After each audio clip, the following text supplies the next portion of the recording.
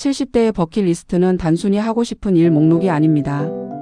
그것은 남은 시간을 어떻게 살 것인가에 대한 다짐이며 지나온 세월을 정리하고 앞으로의 날들을 더욱 빛나게 만드는 삶의 설계도입니다. 젊은 시절의 버킷리스트가 성취와 성공을 향했다면 70대의 버킷리스트는 의미와 평안, 그리고 관계를 향합니다. 첫째, 건강을 지키는 일이 가장 중요한 버킷리스트입니다. 거창한 목표가 아니라 매일 30분 걷기, 가벼운 스트레칭, 규칙적인 식사와 수면을 유지하는 일입니다. 건강은 자유의 다른 이름입니다. 몸이 자유로워야 마음도 자유롭습니다.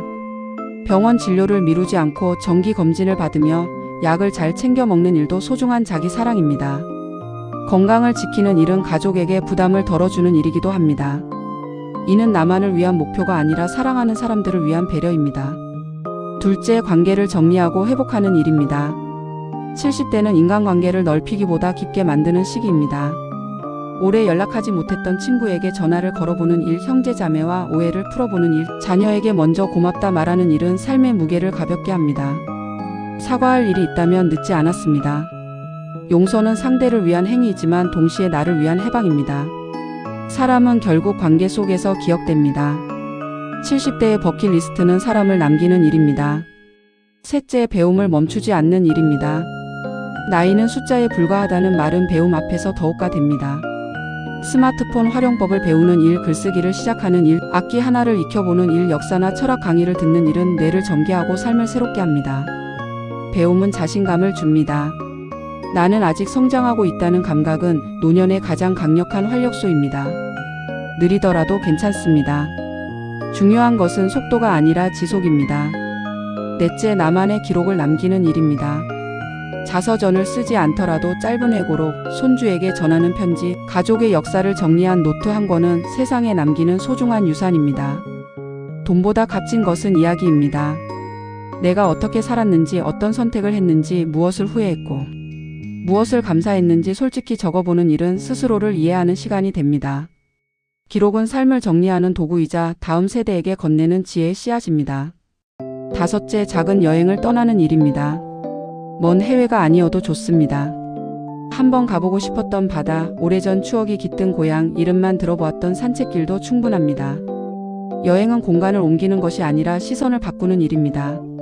새로운 풍경을 보면 마음도 새로워집니다.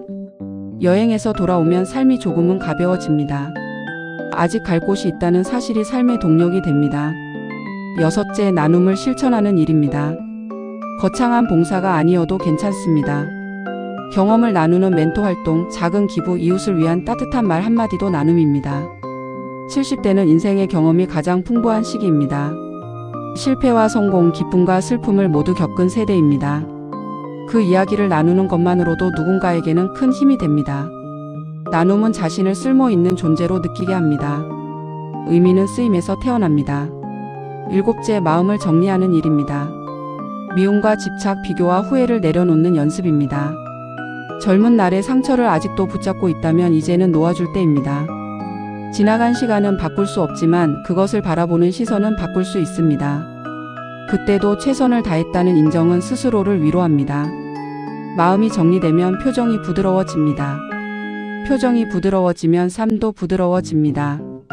여덟째, 하루를 소중히 여기는 일입니다. 70대의 하루는 선물과 같습니다. 아침에 눈을 뜨는 일, 따뜻한 차를 마시는 일, 햇볕을 느끼는 일은 기적입니다. 거창한 계획이 없어도 괜찮습니다. 오늘 하루를 충실히 보내는 것이 가장 큰 버킷리스트일 수 있습니다.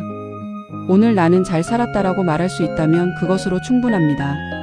아홉째, 경제적 정리를 하는 일입니다. 남은 재산을 어떻게 사용할지, 어떻게 나눌지 혹시 모를 상황에 대비해 정리해두는 일은 스스로를 존중하는 태도입니다. 가족에게 혼란을 남기지 않는 배려이기도 합니다. 준비된 사람은 두렵지 않습니다. 정리는 끝을 준비하는 것이 아니라 지금을 더 편안하게 만드는 과정입니다. 마지막으로 감사하는 삶을 목표로 삼는 일입니다. 70년을 살아냈다는 사실 자체가 기적입니다. 수많은 위기와 변화 속에서도 여기까지 왔습니다. 완벽하지 않았어도 괜찮습니다. 부족했어도 괜찮습니다.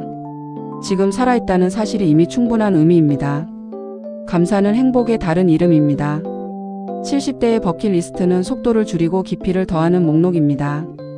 남과 비교하지 않는 삶, 내 속도로 걸어가는 삶, 하루하루를 음미하는 삶이야말로 가장 의미 있는 삶입니다. 더 많이 가지는 것이 아니라 더 잘 느끼는 것이 목표입니다. 더 오래 사는 것이 아니라 더 깊이 사는 것이 목표입니다. 이제 남은 시간은 두려움이 아니라 가능성입니다. 언제 끝날지 모른다는 생각 대신 오늘이 있다는 생각으로 살아가는 일, 그것이 70대의 가장 빛나는 버킷리스트입니다. 삶은 길이보다 밀도입니다. 그리고 그 밀도는 지금 이 순간의 선택에서 만들어집니다. 오늘 하루 작은 목표 하나를 적어보는 것은 어떻겠습니까? 그것이 새로운 시작이 될 것입니다.